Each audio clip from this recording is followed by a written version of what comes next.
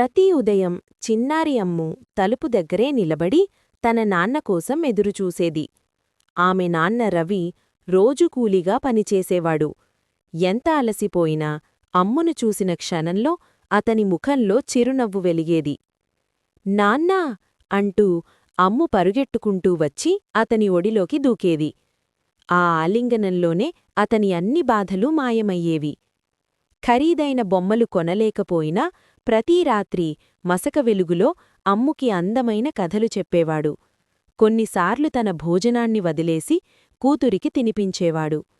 అమ్ము ఒకసారి అనారోగ్యానికి గురైనప్పుడు రవి ఆమె చిన్న చెయ్యిని పట్టుకుని రాత్రంతా మేల్కొనే ఉండేవాడు. ఒకరోజు పాఠశాలలో టీచరడిగారు, "నీ హీరో ఎవరు?" అమ్ము చిరునవ్వుతో చెప్పింది, "నా నాన్న, ఆయనే నా బలం." కాలం గడిచింది. అమ్ము పెద్దదైంది, విజయవంతమైంది. ఇప్పుడు తండ్రి చేయి పట్టుకునే సమయం ఆమెది. "నాన్నా, ఇప్పుడు మీరు విశ్రాంతి తీసుకోండి, నేనున్నాను" అని మెల్లగా చెప్పింది. రవి కళ్లల్లో కన్నీళ్లు మెదిలాయి. అవి బాధవల్ల కాదు, గర్వంతో. తండ్రి ప్రేమ ఏదీ ఆశించదు, కూతురు ప్రేమ అన్నింటినీ అర్పిస్తుంది.